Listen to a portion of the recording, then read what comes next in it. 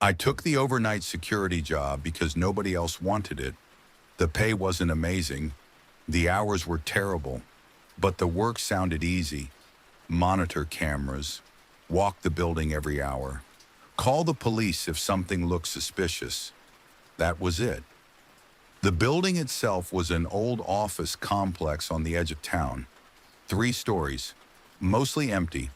A few businesses rented offices during the day, but after 6 in the evening, the place became a ghost town. My shift started at midnight. The previous guard, a man named Victor, was training me. He looked exhausted, not physically, mentally, like someone who hadn't slept well in months. As he showed me around, he seemed eager to leave, almost nervous. Eventually, we reached the security office, a small room filled with monitors. 24 camera feeds covered every hallway, entrance, stairwell, and parking lot. Victor pointed to the screens. "Everything you need is here." I nodded, simple enough. Then he hesitated. "If camera 14 goes out, don't report it." I frowned. "What?" He stared at the monitor wall. "Just trust me." I laughed. "Broken camera?" "Something like that." Before I could ask another question, he grabbed his jacket. "I'm serious." Then he left. The door shut behind him. I was alone. The first few hours were uneventful. I watched videos on my phone, drank coffee, made my scheduled patrols. Nothing unusual. At exactly 2:13 a.m., camera 14 went black. The monitor flickered once, then displayed only static. I remembered Victor's warning, "Don't report it." Naturally, that made me curious. I checked the camera map. Camera 14 covered the 3rd floor east hallway, an area containing 4 vacant offices and a storage room. Nothing important. Still, I decided to investigate. I took the elevator up. The hallway was empty, completely normal. No damage, no signs of tampering. The camera remained mounted to the ceiling exactly where it should be. Everything looked fine. Confused, I returned to the security office. The monitor was working again. The hallway appeared exactly as I had just seen it. Empty. I shook my head. Probably a wiring issue. Then something moved on the screen. A figure stepped into view. Tall, thin, standing at the far end of the hallway. My stomach tightened. I stared at the monitor. The person wasn't moving, just standing there, watching the camera. The strange part was this. I had been in that hallway less than 2 minutes earlier. There hadn't been anyone there. I zoomed in. The image became grainy, but I could tell something was wrong. The figure's face looked blurred, not because of the camera quality, because the face itself seemed distorted, like the image couldn't properly focus on it. I grabbed my flashlight and headed back upstairs. The elevator felt slower this time.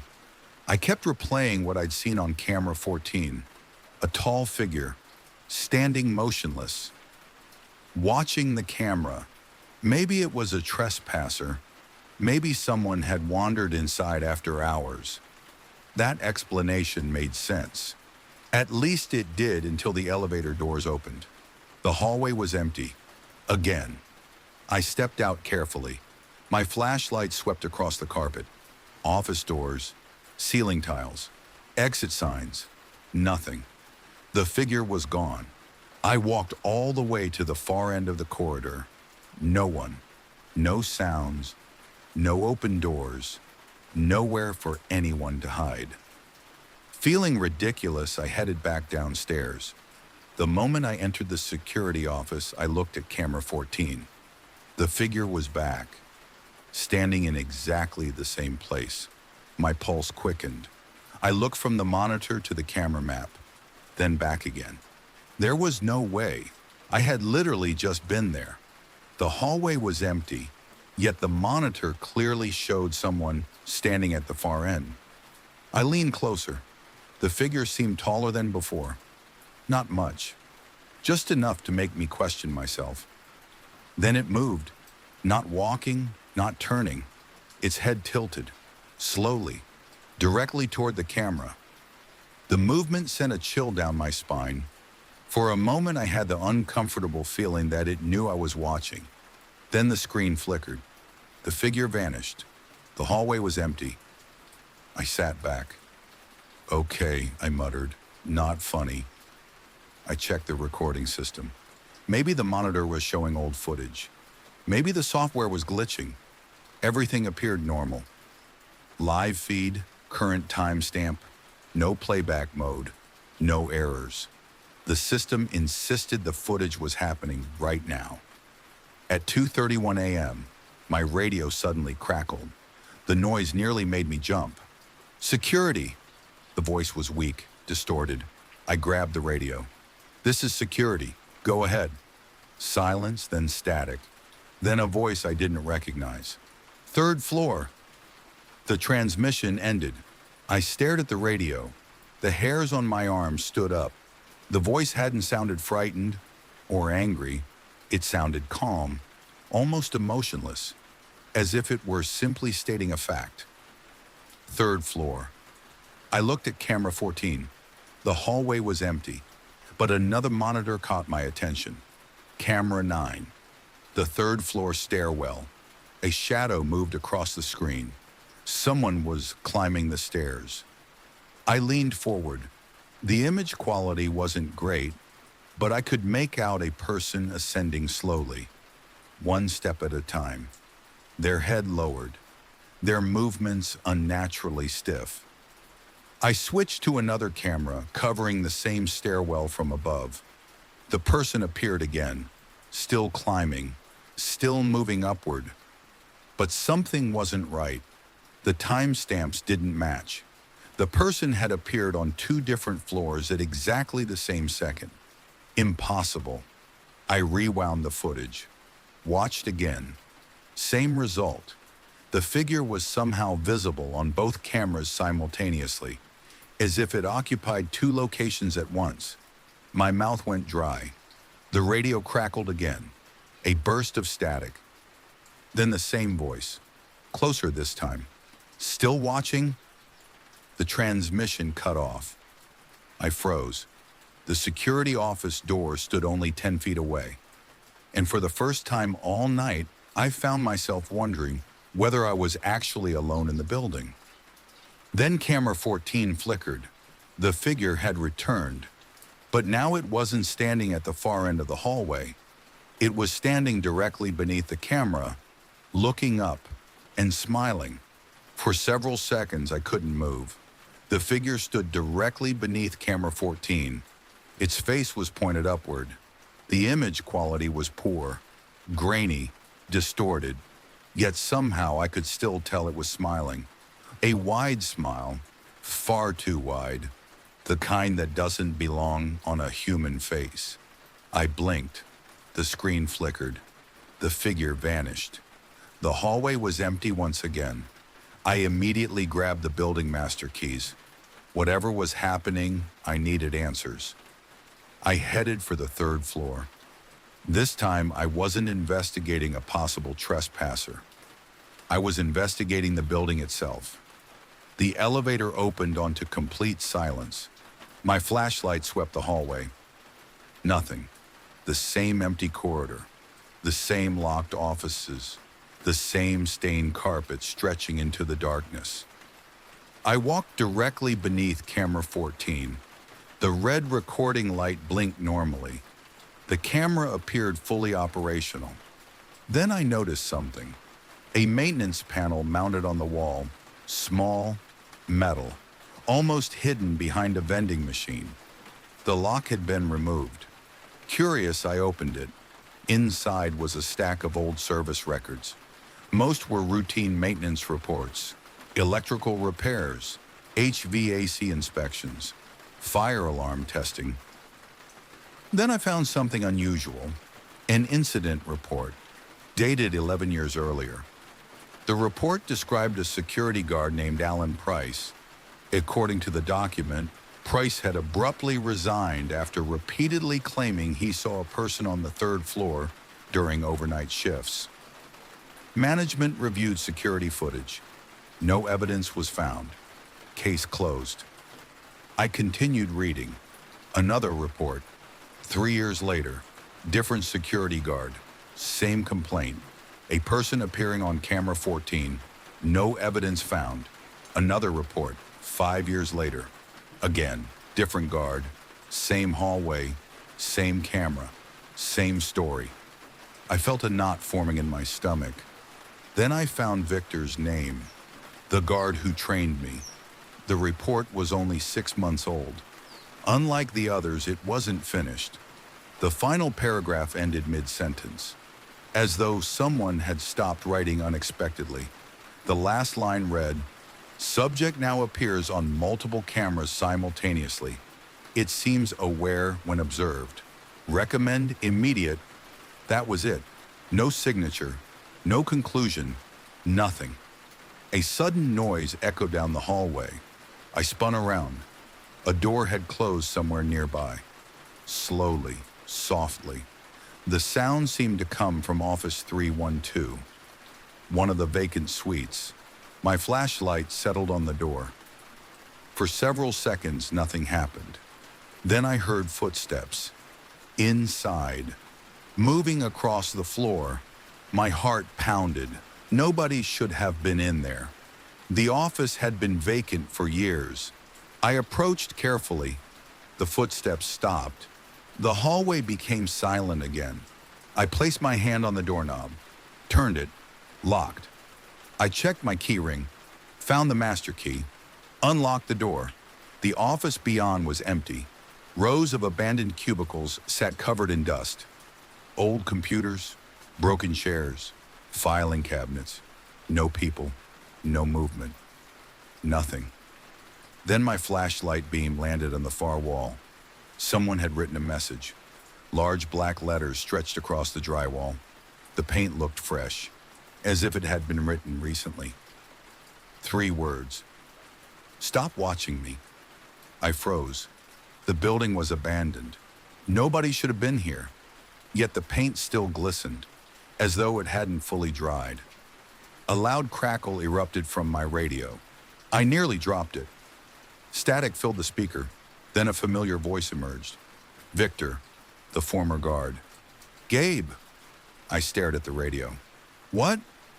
His voice sounded terrified, far different from the calm man I'd met. "You need to leave." "Victor? Leave now?" The transmission broke apart. Static swallowed his words. Then his voice returned.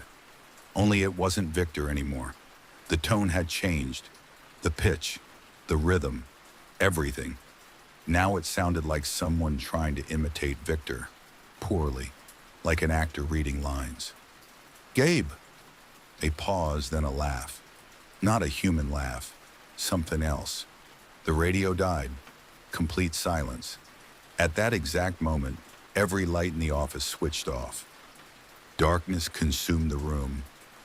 My flashlight became the only source of illumination.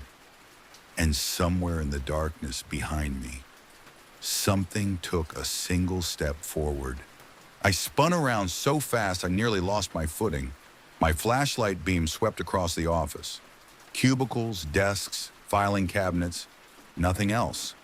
The room appeared empty, yet I knew what I'd heard. A footstep, heavy, deliberate, close, far too close. I backed toward the door, keeping the flashlight moving. Every shadow suddenly looked suspicious. Every dark corner felt occupied. Then the beam stopped. A cubicle near the rear of the office.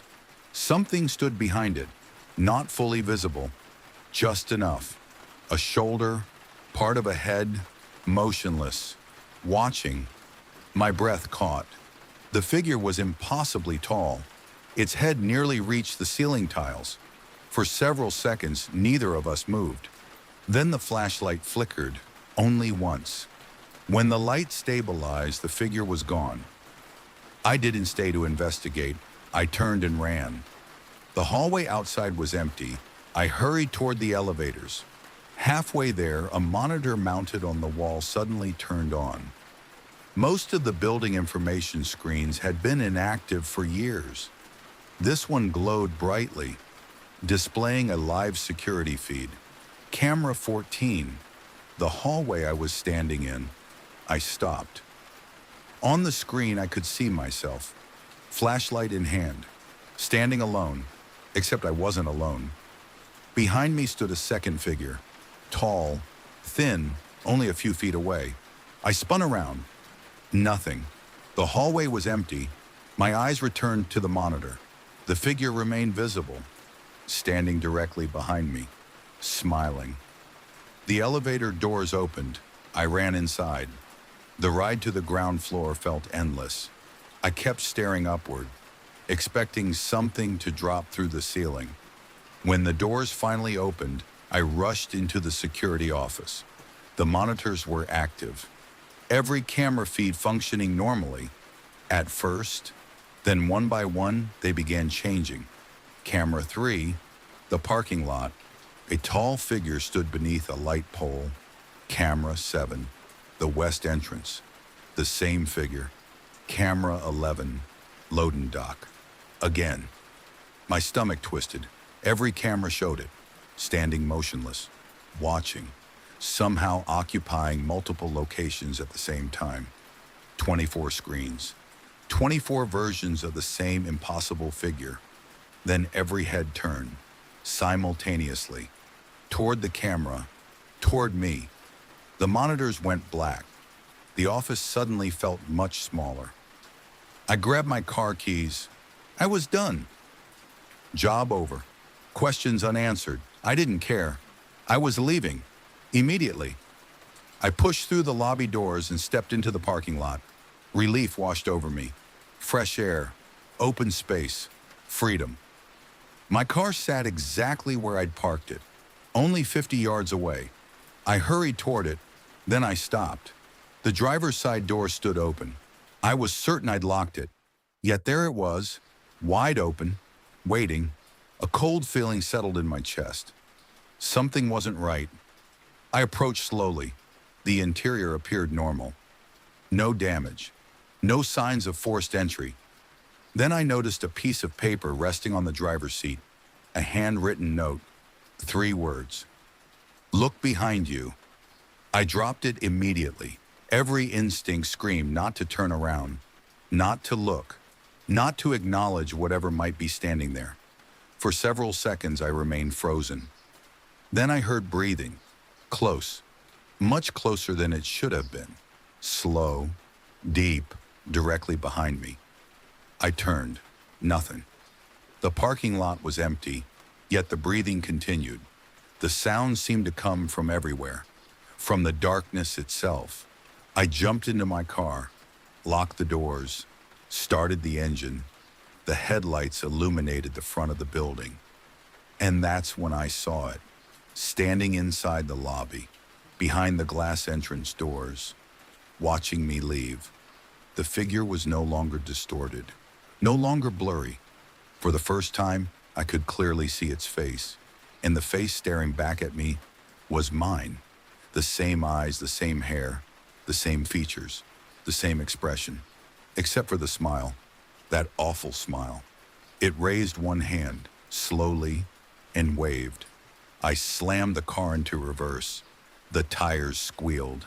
I shot across the parking lot and onto the road. I never looked back, not until my phone rang. The caller ID displayed a single word. Unknown. Against my better judgment, I answered. Static filled the speaker. Then a voice spoke. My voice. Perfectly identical. And it said only one sentence. You're still watching. I didn't sleep after that. Not that night. Not the next one either. Every time I closed my eyes, I saw it. My face. That smile. The impossible thing standing behind the glass doors. For several days, I tried convincing myself there was a rational explanation. Stress, exhaustion, hallucinations, anything. But the phone calls continued, always from an unknown number. Always after midnight, always the same voice. My voice. Sometimes it spoke only a few words. Sometimes it simply breathed. Other times it asked questions. Questions only I should know. What was your dog's name when you were 10? What color was your first bicycle? What did your father say before he left for work that morning? Every answer was correct. Every detail. The thing knew things it shouldn't. Things nobody should. 3 nights after quitting, I received another call. This time I answered immediately. I was tired of being afraid. What do you want? Silence. Then my voice replied, Victor. The line went dead. I stared at the phone. Victor, the former guard, the man who trained me, the man who had warned me. I spent the next day trying to find him. The security company wouldn't provide contact information. Former employees, privacy policy, end of discussion. But eventually I found an address through an old public record, a small house on the edge of town. I drove there immediately. The place looked abandoned. Overgrown grass, boarded windows, mail piled near the porch. No signs of recent activity. Still, I knocked. No answer. I was about to leave when I noticed movement next door. An elderly woman stood watering flowers. I approached carefully. Excuse me. She looked up. I'm looking for Victor. The woman's expression changed instantly. You know him? I worked with him. For a moment she seemed uncertain. Then she sighed. You're too late. My stomach tightened. What do you mean? He disappeared. The words hit me like a punch. When? About 4 months ago. 4 months, almost exactly when he stopped working security. I felt cold. Did they find him? The woman slowly shook her head. No. That evening I returned home. The moment I opened my apartment door, I knew someone had been inside. Nothing was missing. Nothing appeared damaged. Yet things felt different, subtly wrong. A picture frame sat crooked. A chair faced the wrong direction. The television remote rested on a different table. Tiny changes, almost impossible to notice. Almost. My pulse quickened. I searched every room, closets, bathroom, kitchen, nothing. The apartment was empty. Then I noticed something on the bedroom mirror. Words written in the condensation, as though someone had traced them with a finger. 3 simple words. Found Victor first. I backed away immediately, my heart hammered against my ribs. The message shouldn't have been possible. The mirror was dry. There was no condensation, no steam, no moisture. Yet the writing remained. Dark, clear, undeniable. That night I stayed awake with every light turned on. Midnight passed, then 1 o'clock, then 2. Nothing happened. For the first time in days I began relaxing. Maybe it was over. Maybe whatever had followed me from the building had finally moved on. Then my apartment buzzer rang. 3 short buzzes. I froze. Nobody visited me at 2 in the morning. Nobody. The buzzer sounded again. I approached the intercom, slowly, carefully. Hello, static answered. Then a voice. Victor's voice. Don't let it see you. My blood ran cold. Victor? The transmission crackled. He sounded terrified, exhausted, as though he had been running for days. It's learning. What is? The response came immediately. You. Then the line went dead. A second later, every light in my apartment switched off. Complete darkness. And somewhere inside that darkness, something laughed. I don't remember reaching the light switch. One moment I was standing beside the intercom. The next I was slamming my hand against the wall. The lights returned. The apartment was empty. At least it appeared empty. But the laughter hadn't come from outside. It hadn't come through the intercom. It had come from somewhere inside my apartment, somewhere close. For the next hour, I searched every room. Nothing. No intruder, no evidence, no explanation. Yet I couldn't shake the feeling that I was no longer alone. The next morning, I called in sick to work. Then I began researching. Not ghost stories, not urban legends. Actual records, missing persons reports, property histories, police archives, anything connected to the office building. Hours passed. Eventually, I found something strange. The building hadn't always been offices. 30 years earlier, it had been a hospital, a small private facility, one that closed suddenly after a fire. Several floors were destroyed, most records were lost. But one article caught my attention. A patient named Samuel Harker had vanished during the evacuation. Not died. Vanished. According to the article, witnesses claimed they saw him entering a hallway shortly before the fire spread. Nobody ever saw him leave. No remains were recovered. No explanation was found. The official report labeled him missing. I almost moved on. Then I saw the attached photograph. My stomach dropped. The face was familiar, not because I'd met him, because I'd seen him on camera 14. The tall figure, the distorted smile, the same impossibly thin frame. Samuel Harker, missing for 30 years. I dug deeper. What I discovered made everything worse. The disappearances didn't stop with Samuel. They continued for decades. Security guards, maintenance workers, night janitors, a handful of police officers. Every few years, someone connected to the building vanished. No witnesses, no bodies, no answers. Just gone. But every case shared one detail. Each person reported seeing someone who wasn't there. A figure on security footage, a reflection in a window, a person standing at the end of a hallway, always watching, always smiling. That night I received another phone call. My own voice answered when I picked up.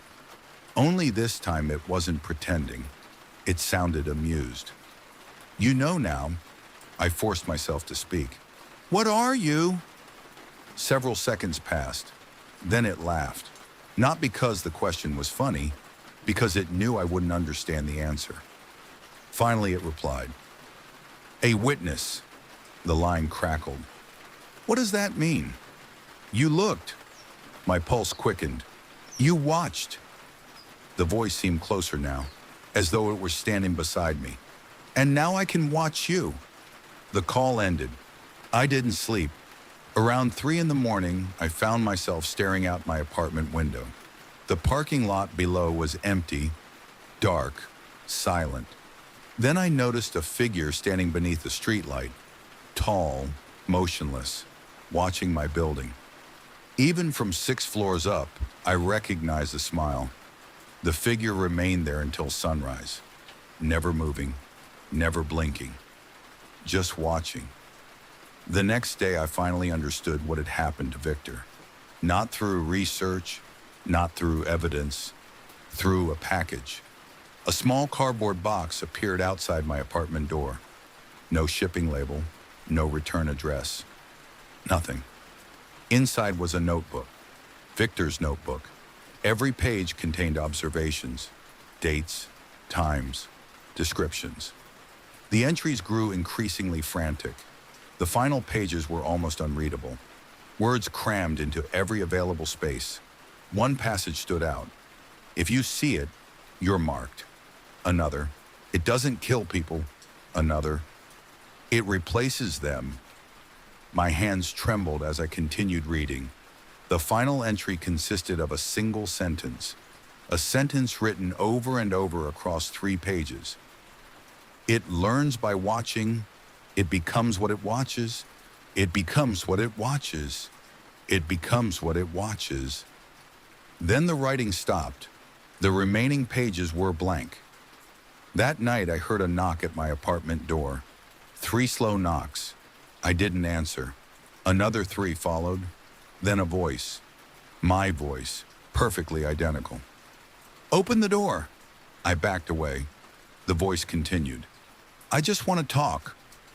The knob began turning, slowly, deliberately, as though someone on the other side already knew the lock wouldn't stop them. And that's when I realized the horrifying truth. The thing wasn't trying to become me. It already had. It had my voice, my memories, my habits. Every night it watched, every phone call, every appearance, every encounter. It wasn't copying me anymore. It was replacing me. And outside my apartment door, something pretending to be Gabriel Ramsey was waiting to come inside. The doorknob stopped turning. For several seconds there was silence. Then 3 more knocks echoed through the apartment. Slow, patient, confident. The thing outside wasn't in a hurry. It knew something I didn't. The voice came again. My voice. Perfectly identical. Gabriel. I backed away from the door. Every instinct screamed not to answer, not to speak, not to acknowledge it. The apartment felt impossibly quiet. Then my phone buzzed. A text message. Unknown sender. I almost ignored it. Almost. The message contained only 4 words. Don't let it in. A second message followed immediately. I stared at the screen. The sender ID remained unknown. The message read, I'm Victor. My heart nearly stopped. Another message arrived. I let it inside, then nothing. No explanation, no follow-up, just silence. Outside the apartment, the thing knocked again. 3 slow taps. Tap, tap, tap. Then came a sound I wasn't expecting. Footsteps, retreating, moving away from the door. I listened carefully. The footsteps continued down the hallway, then faded completely. Gone.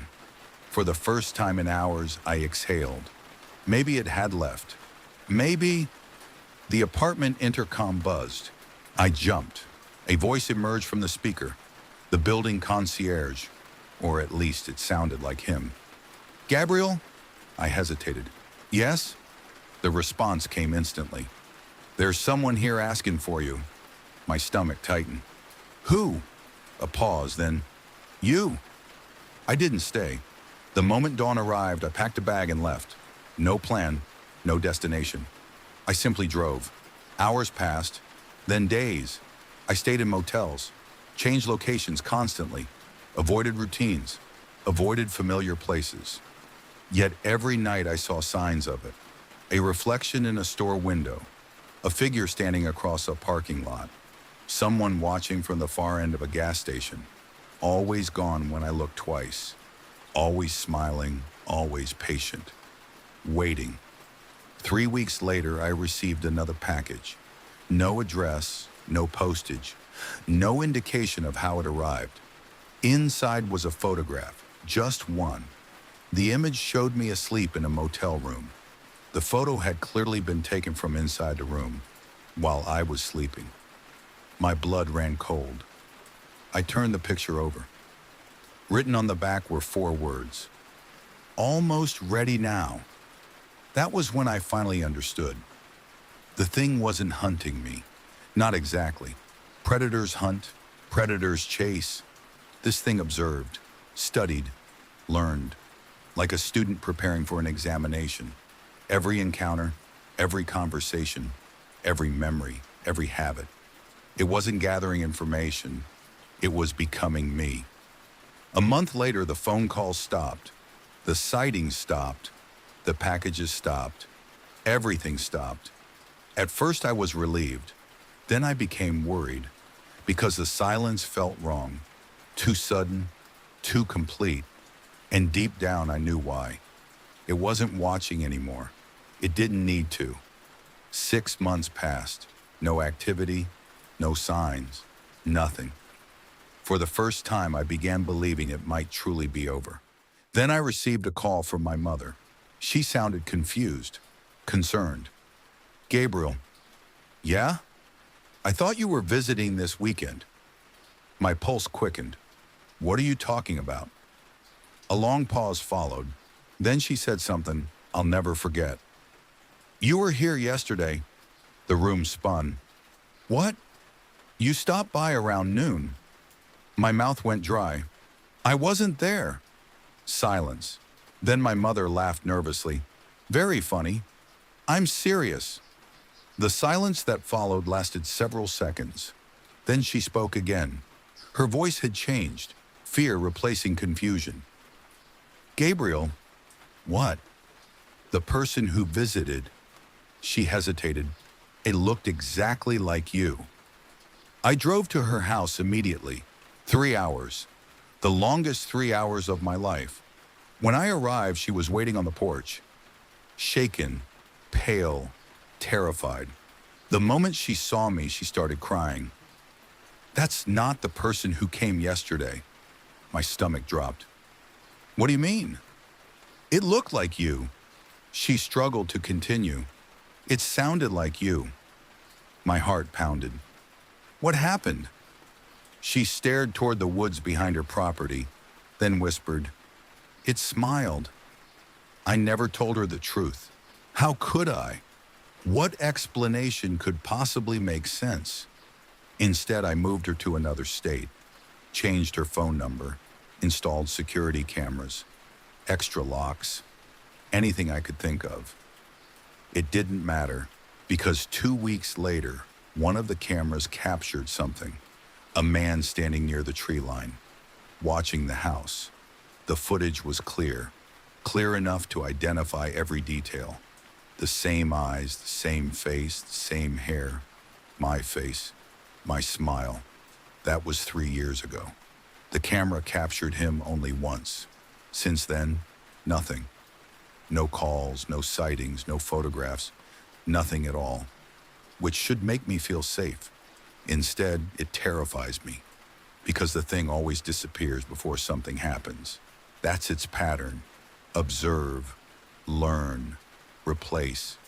And lately, I've started noticing people looking at me strangely. Co-workers, cashiers, neighbors. People who seem convinced they've met me before, even when they haven't. At least, I don't think they have. Sometimes I catch them staring, confused, uncertain, as if they're comparing me to someone else, someone familiar, someone they've already seen. And every time that happens, I ask the same question, a question I still don't know how to answer. If the thing spent years learning how to become me, how do I know I'm the original? And if I'm not, then who exactly has been telling you this story?